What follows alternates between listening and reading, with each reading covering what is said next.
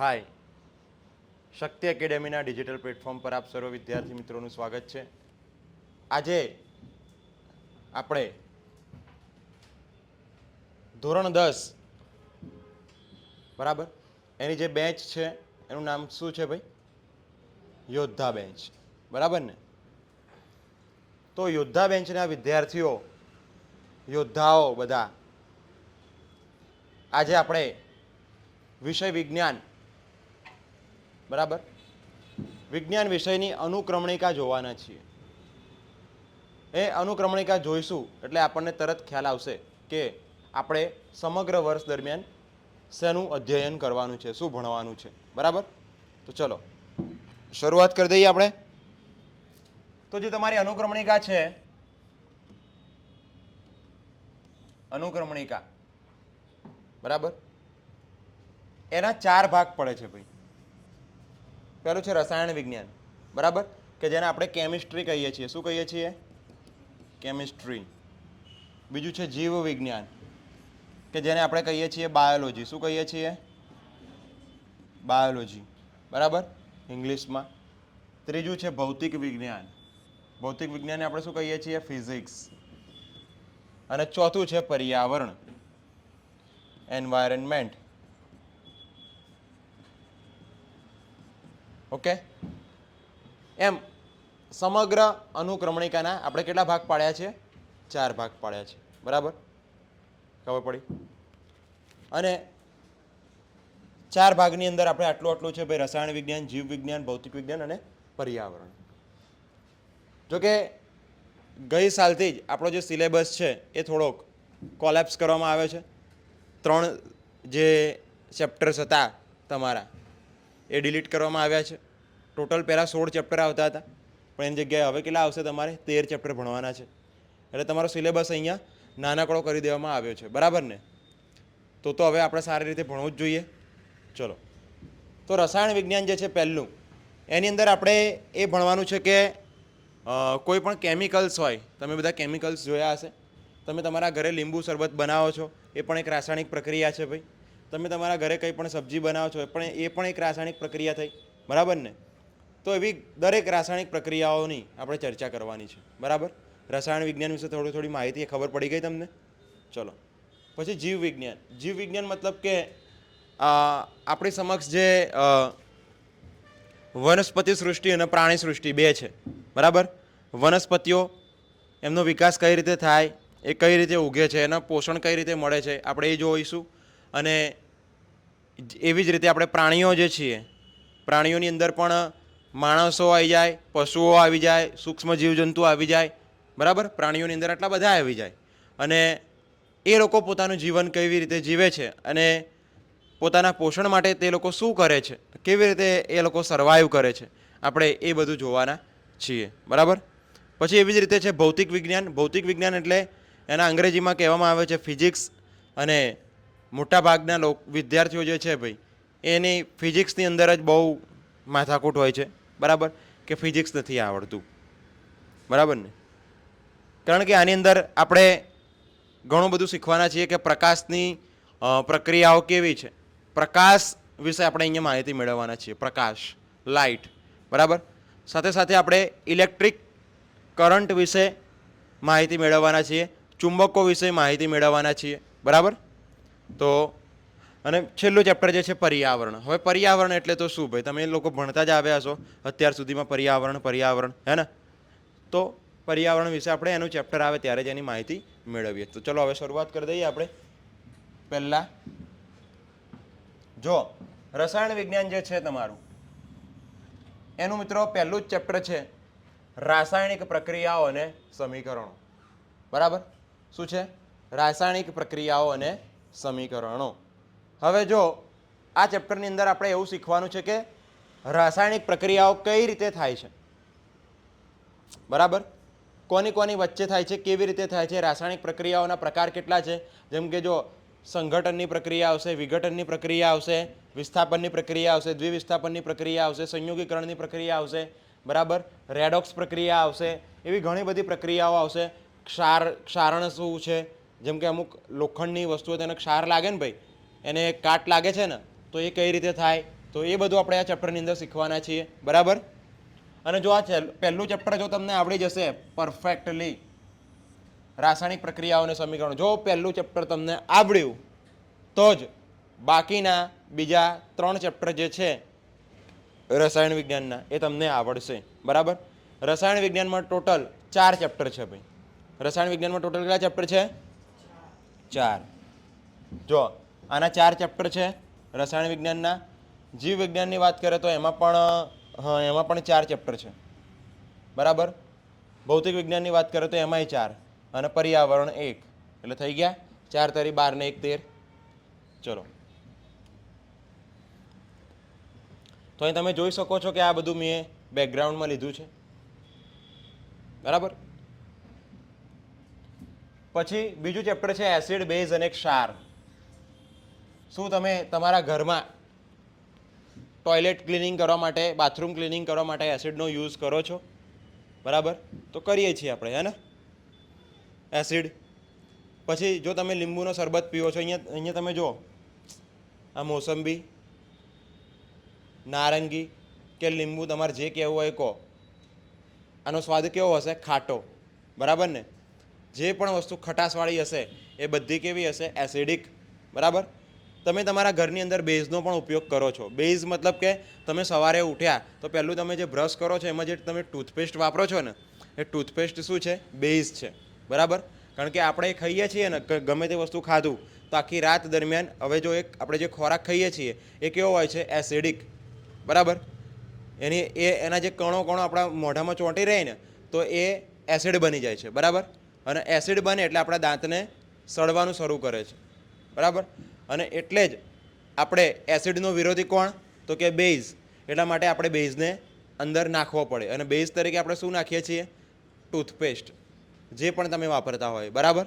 ચલો, તો એવી જ રીતે આ એસિડ છે, બેઝ છે, અને આ બંને જ્યારે મિક્સ થાય ને ત્યારે શું બને? ક્ષાર બને.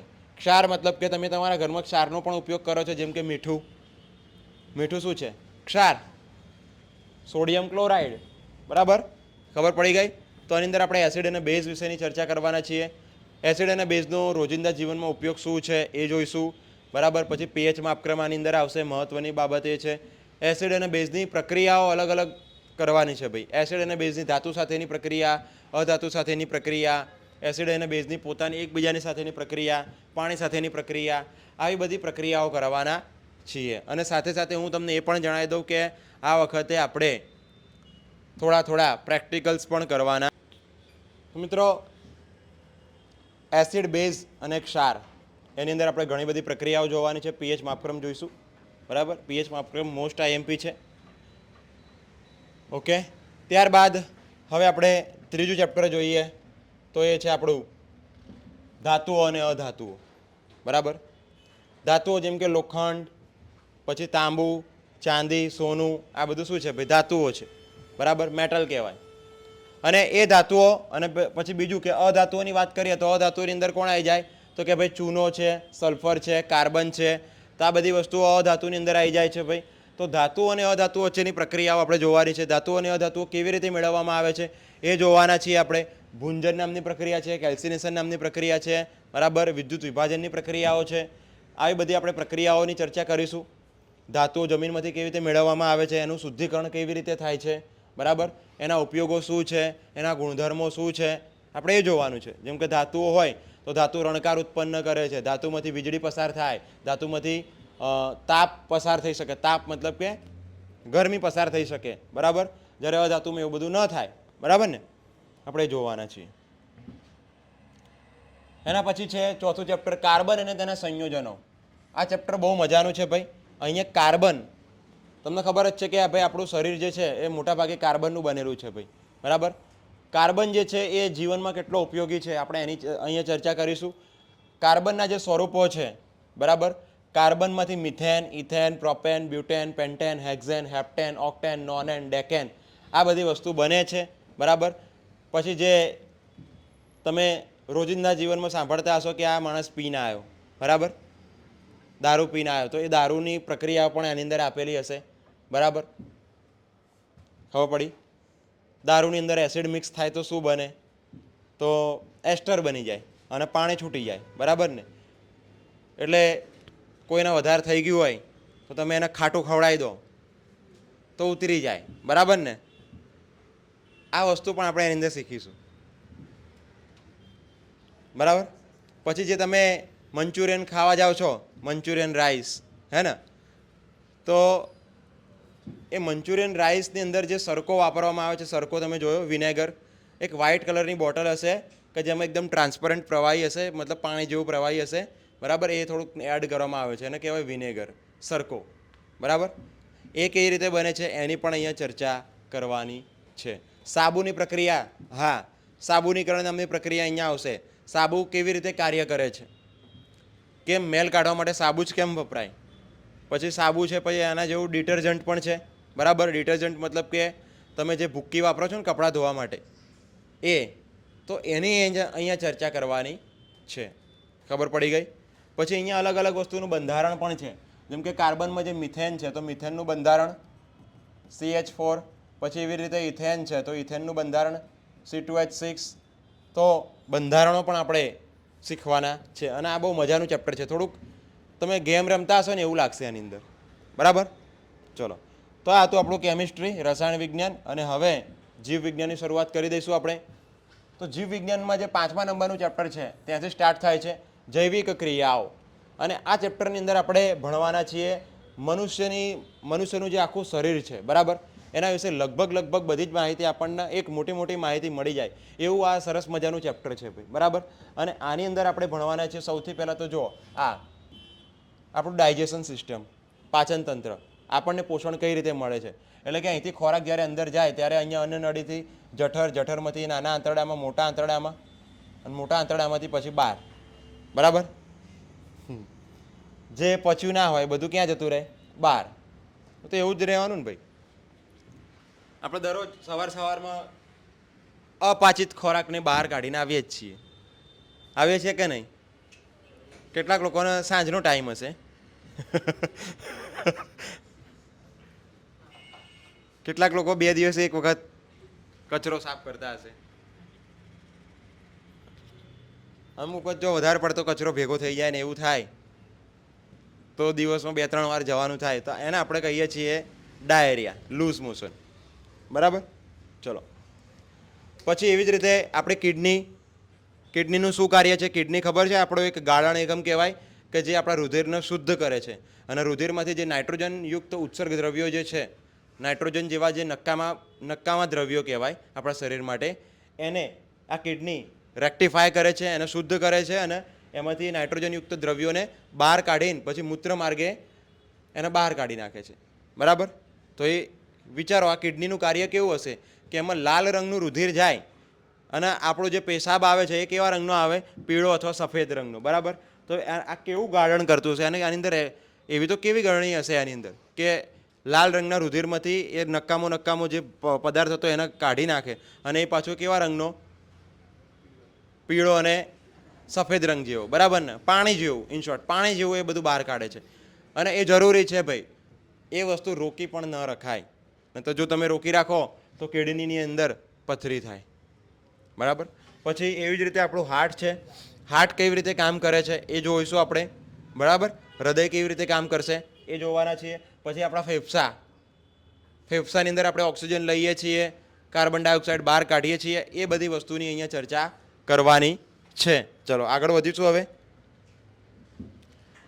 નિયંત્રણ અને સંકલન. ભાઈ આપણે કેટલીક વસ્તુ એવી હોય છે કે જેને આપણે વિચારી શકીએ ને કે મારે આટલા વાગે એટલે ઘરે જવાનું, આટલા વાગે એટલે સ્કૂલમાં જવાનું, આટલા વાગે એટલે ક્લાસમાં જવાનું, ભૂખ લાગે એટલે એમ કેવી ખબર પડી જાય કે હા ભૂખ લાગી, મને હવે ખાવું પડશે, બરાબર. તરસ લાગ્યો તો કેવી ખબર પડી જાય કે મારે હવે પાણી પીવું પડે છે કે નહીં પડતી ખબર, હે ને. તરત અંદરથી નોટિફિકેશન આવે કે ભાઈ now you are thirsty, now you are hunger, બરાબર, કે હવે તને ભૂખ લાગી છે, તું થોડુંક ખાઈ લે. અંદરથી નોટિફિકેશન આવે કે નહીં આવતી ભાઈ? એવું તો નહીં થતું ને કે ટાઈમ થાય એટલે તમે ખાવા જાઓ છો, એવું બી નહીં. ભૂખ લાગે ને એટલે તરત રિમાઇન્ડર આવે કે હા. મારા સાહેબોને બધાને એક એવું કહેવું છે કે જ્યારે હું બચપનની અંદર જ્યારે મતલબ કે હું ભણતો હતો ત્યારે ને ત્યારે અમુક વખત લેસન લીધા વગર જો બરાબર. લેસન લીધા વગર જઉં ત્યારે મને સાહેબો એમ કહે કે કેમ નથી લાવ્યો, ત્યારે હું એમ કહું સાહેબ ભૂલી ગયો. તો મને એ સામે શું કહે ખબર, ખાવાનું નથી ભૂલી જવાતું. અરે સાહેબ ખાવાનું ભૂલી જ જવાતું હતું, પણ આ તો ભૂખ લાગતી હતી ને એટલે અંદરથી નોટિફિકેશન આવતી હતી મગજની અંદર કે ભાઈ હવે તને ભૂખ લાગી છે, હવે તું ખાવા જા, ને ત્યારે એ બી ભૂલી જ જવાતું હતું. બરાબર ને. તો તમારે આવું કહેવાનું કે સાહેબ એ ભૂલી જ જવાય છે, પણ આ તો અંદરથી નોટિફિકેશન આવે, મને કોઈક યાદ અપાવે છે અંદરથી કે હવે તને અહીંયા લાગી, ભૂખ લાગી. અંદર ઉંદેડા દોડે છે ને એટલા માટે મને યાદ આવે કે ભૂખ લાગી. વિચારો સાહેબો આપણને કેટલા ઉલ્લુ બનાવતા નહીં. ચલો, આ બધી વસ્તુ આપણા મગજ દ્વારા નિયંત્રિત થાય છે. બરાબર. અમુક એવી પણ વસ્તુ છે જેમ કે આપણું બ્લડ પ્રેશર છે, આપણા શરીરમાં કોઈ જગ્યાએ કંઈક ભાંગી તૂટ્યું હોય તો ત્યાં એનું રિપેરિંગ કામકાજ. બરાબર. આવી કેટલી વસ્તુ છે કે જેના આપણે વિચારી શકતા નથી, પણ અંદર અંદર એ ઓટોમેટિકલી ઠીક થઈ જાય છે. બરાબર. અને એ કામ કોણ કરે છે ખબર, આપણું પશ્વ મગજ. પશ્વ મગજ આપણું જે પાછળનું જે માઇન્ડ છે ને, પશ્વ મગજ, આપણા મગજના 3 ભાગ છે ભાઈ. એમાં જે પશ્વ મગજ છે ને એ એના અનુરૂપ એને જે યોગ્ય લાગે ને એ રીતનું કામ કરશે. અને આ અગ્ર મગજ જે છે ને ભાઈ એ વિચારવાનું કામ કરે, એ ઈચ્છિક ક્રિયાઓ કરાવડાવે છે આપણને કે તું હવે આમ જા, હવે તું આ કર. પછી તમને મગજમાં બધા અલગ અલગ વિચારો આવે કે મારા ઘરે મસ્ત એસી હોય, ગાડી હોય, બંગલો હોય, સારું સારું ખાવાનું મળતું હોય. બરાબર. આ બધા વિચારો તમને મગજ લાવે છે, અગ્ર મગજ. બરાબર ને. ચલો, અને એના માટે કોણ કામ કરે છે તો કે આ ચેતાકોષ છે. આવા કેટલાય ચેતાકોષો હશે આપણા શરીરમાં કે જે માહિતીને લઈ જવાનું અને લાવવાનું કામ કરે છે. બરાબર. માની લો કે આને મેં અહીંયા ટાંકણી મારી હશે ને તો આ જો નસો દેખાય તમને, આ મારફતે અહીંયા જશે. પહેલાં તો કરોડરજ્જુમાં જશે ને કરોડરજ્જુ તરત એમ કહી દેશે કે તું હાથ લઈ લે, એટલે આ હાથ લઈ લેશે. ચલો આગળ વધીશું. હવે સજીવો કેવી રીતે પ્રજનન કરે છે આપણે એ ખાસ જોવાનું છે. જો આ ચેપ્ટર તમારા સિલેબસમાં મૂક્યું છે સરકાર દ્વારા, એટલા માટે જ કે તમે અત્યારથી જ એ બાબતે મેચ્યોર થઈ જાઓ કે પ્રજનન એટલે શું છે. બરાબર. અને કેવી રીતે પ્રજનન થાય છે અને એમાં શું સાવચેતીઓ રાખવાની હોય છે. બરાબર. અને સ્ત્રીનું પ્રજનન તંત્ર કેવું હોય, માદા અને પુરુષનું પ્રજનન તંત્ર કેવું હોય, એના વિશે ચર્ચા કરવાની છે. ઘણા વિદ્યાર્થીઓને આ જ્યારે ચેપ્ટર આપણે ભણાવીએ ત્યારે એમને બહુ હસવું આવતું હોય. બરાબર. પણ એકચ્યુઅલમાં અહીંયા હસવાની કોઈ મિનિંગ નથી. બરાબર. અહીંયા આપણે આ સમજવાનું છે. અહીંયા સમજવા માટે આપણને ચેપ્ટર આપ્યું છે ભાઈ. બરાબર ને. અમુક લોકોને એવું લાગતું હશે કે આવું થોડું ભણવાનું હોય. ભાઈ આપણા શરીરનો એક હિસ્સો છે, આપણા શરીરનો જ એક ભાગ છે ભાઈ. આનાથી તમે જુદા રહી શકો છો? નથી રહી શકતા ને. એટલે આ આપણે ભણવું જોઈએ. બરાબર. આ પણ આપણા શરીરનો એક ભાગ છે અને આની પણ આપણે સાવચેતી રાખવાની હોય છે. બરાબર. તો જો આ માદા પ્રજનન તંત્ર છે અને એવી જ રીતે આ નર પ્રજનન તંત્ર છે. બરાબર.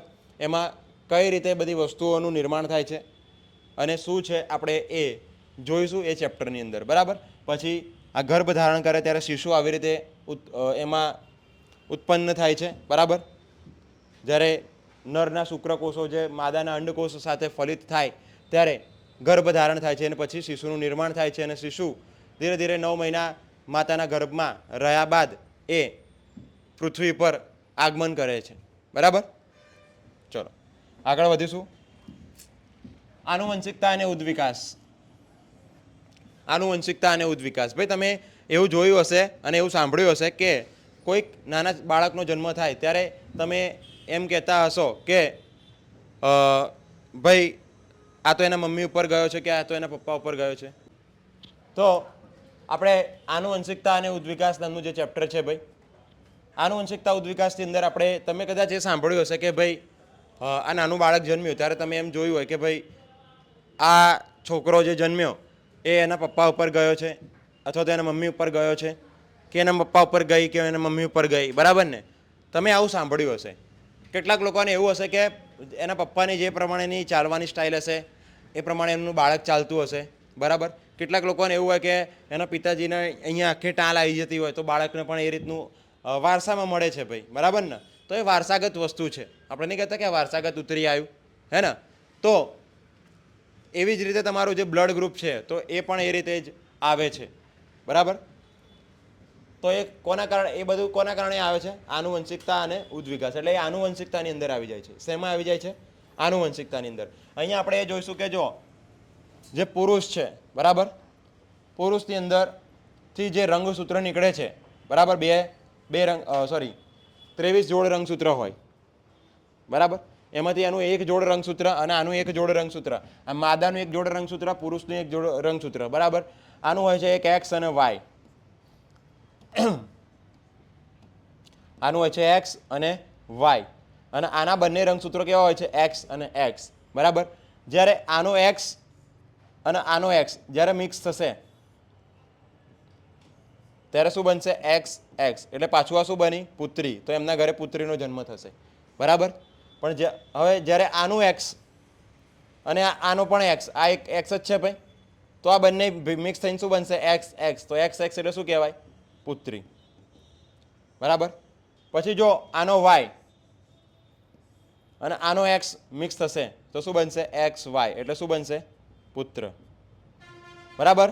પછી આનો વાય અને આનો એક્સ બંને મિક્સ થઈને શું બનશે? X Y. એટલે આ પણ શું બનશે? પુત્ર. તો આવું બધું આપણે એની અંદર જોવાના છીએ, બરાબર. પછી મેન્ડલ નામનો વૈજ્ઞાનિક હતો કે જેણે વટાણાના છોડ ઉપર પ્રયોગ કર્યો હતો આનુવંશિકતાનો અને ઉદ્વિકાસનો, એ પણ આપણે જોવાના છીએ, બરાબર. જો કે આ ચેપ્ટર ઘણું લાંબુ હતું, પણ તમારા માટે એને થોડું કટ કરી દેવામાં આવ્યું છે, અડધું કરી દેવામાં આવ્યું છે આ ચેપ્ટરને, બરાબર. પણ એ આપણે ચેપ્ટરની અંદર વિગતવાર ચર્ચા કરીશું. હવે વાત કરવાની છે ભૌતિક વિજ્ઞાનની, બરાબર. ભૌતિક વિજ્ઞાનની અંદર પરાવર્તન અને વક્રીભવન 9મું ચેપ્ટર અહીંથી સ્ટાર્ટ થશે ભાઈ. પરાવર્તન અને વક્રીભવન એટલે શું? તો કે ભાઈ ચલો આપણે એના માટે થોડી ઘણી આપણે કંઈક સેટઅપ છે આપણી પાસે, તો કરી લઈએ, બરાબર. કે જો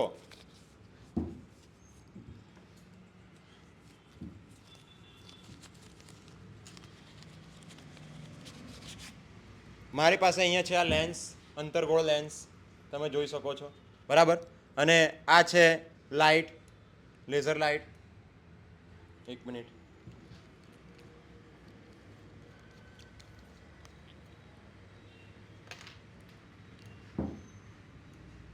આ છે લેઝર લાઇટ. હવે તમે કદાચ તમને કેમેરામાં, ભાઈ કેમેરાવાળા વિદ્યાર્થીઓ તમને ખાસ નહીં દેખાય, વિડીયોવાળા, પણ અહીંયા જે ઓફલાઈન બેઠા છે એમને ખાસ દેખાશે. ભાઈ જો આમાંથી મેં પસાર કર્યું તો આ ટપકું ક્યાં જયું જો તમે, અહીં લાઇટ ઉપર દેખાય છે કે ને? અહીંયા અથવા તો ચલો અહીંથી કરીએ આપણે, તો અહીંયા દેખાયું તમને દિવાલ ઉપર, હે ને? તો આ શું થયું? વક્રીભવન થયું ભાઈ. જો હું ટપકાને અહીંયા રાખીશ ને તો ટપકું ઉપર જશે. હવે જો હું નીચે લાવું તો ઉપર લાવું તો જો અહીંયા ઉપર લાવું ને આટલું તો વધારે ઉપર, નીચે લાવું તો વધારે નીચે, બરાબર. સેન્ટરમાં લાવું તો સેન્ટરમાં. આ શું છે? અંતર્ગોળ લેન્સ છે. આપણે જ્યારે આનો પ્રયોગ કરીશું ત્યારે એકદમ ડાર્ક રૂમ બનાવી દઈશું અને પછી પ્રયોગ કરીશું, બરાબર. એટલે કે જેથી કરીને તમને વધારે ખબર પડે, બરાબર. એવી જ રીતે આપણી પાસે આ છે બહિર્ગોળ લેન્સ. આ છે બહિર્ગોળ લેન્સ. તમે જોઈ શકો છો કે બંને બાજુથી ઉપસેલો લેન્સ છે, દેખાય? બે બાજુથી આ બંને સપાટીથી ઉપસેલો લેન્સ છે, બરાબર ને? તો અહીંયા પણ એવું જ છે કે જો અહીંયા હું ઉપર રાખીશ ને તો નીચે આવશે, જો નીચે લઈ જાઉં ને તો ઉપર આવે, જો નીચે લઈ જાઉં તો ઉપર લઈ જાઉં તો નીચે, હે. જો અહીંયા ઉપર લઈ ગયો તો નીચે લાવ્યો તો ઉપર, દેખાયું? તો આ છે આપણો બહિર્ગોળ લેન્સ. તો આપણે આની અંદર તો પ્રેક્ટિકલ પણ કરવાના છીએ, બરાબર. જો કે આગળ આપણે વાત કરીને, આગળના જે ચેપ્ટર્સની આપણે વાત કરી એના પણ આપણે પ્રયોગો કરીશું, બરાબર. આ તો મારી પાસે થોડુંક હતું એટલે મેં તમને બતાવી દીધું. ચલો, આની અંદર આપણે અંતર્ગોળ અરીસો, બહિર્ગોળ અરીસો, અંતર્ગોળ લેન્સ, બહિર્ગોળ લેન્સ એ શું છે, એનાથી કેવી રીતનું પરાવર્તન અને વક્રીભવન રચાય છે, બરાબર. અને મોસ્ટલી આની અંદર તો દાખલાઓ આવશે અને જે મારા ફેવરેટ છે, બરાબર, મજા આવશે. ઓકે. અરીસાની મોટવણી, લેન્સની મોટવણી, પછી લેન્સનો પાવર વગેરે વગેરે વસ્તુઓ આપણે આની અંદર શીખવાના છીએ. ચલો આગળ વધીશું. હવે માનવ આંખ અને રંગબેરંગી દુનિયા, બરાબર. તો મનુષ્યની આંખ કેવી છે અને એમાં એનું પ્રતિબિંબ ક્યાં રચાય છે આપણે એ જોવાની છે. પછી લોકોને નંબર આવે છે, ભાઈ દૂરના અને નજીકના બંને નંબર આવતા હોય છે, હે ને? આવે છે દૂરના નજીકના નંબર, ચશ્માવાળાઓ. ઓકે.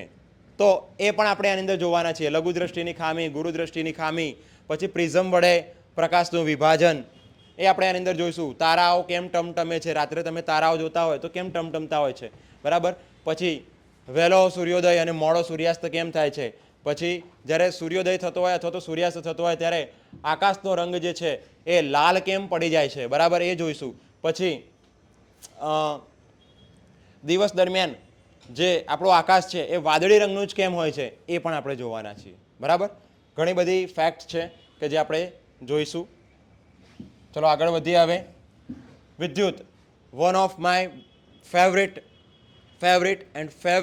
સબ્જેક્ટ, બરાબર, અથવા તો ચેપ્ટર વિદ્યુત. વિદ્યુત આપણે ભણવાના છીએ. તમે જોઈ લો, આ રહ્યો મારી પાસે વાયર, બરાબર.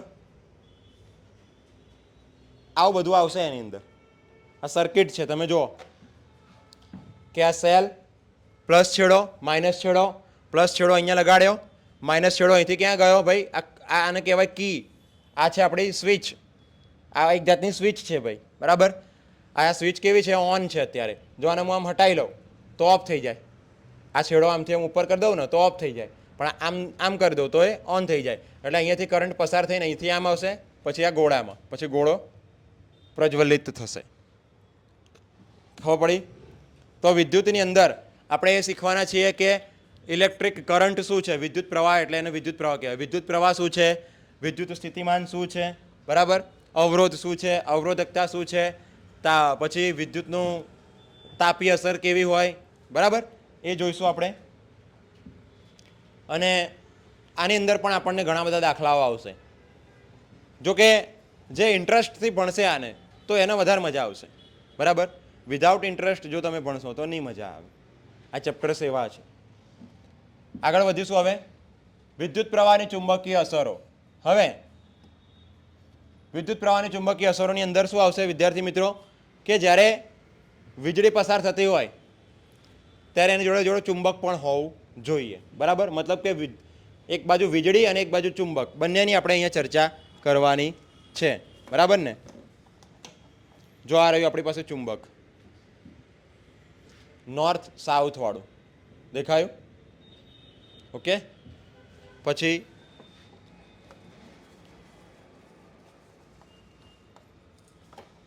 આ પણ ચુંબક છે આપણી પાસે, નોર્થ એન્ડ સાઉથ વાળું, બરાબર.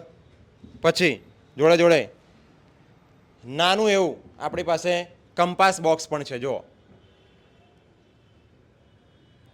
એટલે કે તમે આને ઉત્તરમાં રાખશો ને, સોરી, તમે આને કોઈ પણ જગ્યાએ રાખશો તો એ તમને ઉત્તર દિશા બતાવશે, બરાબર.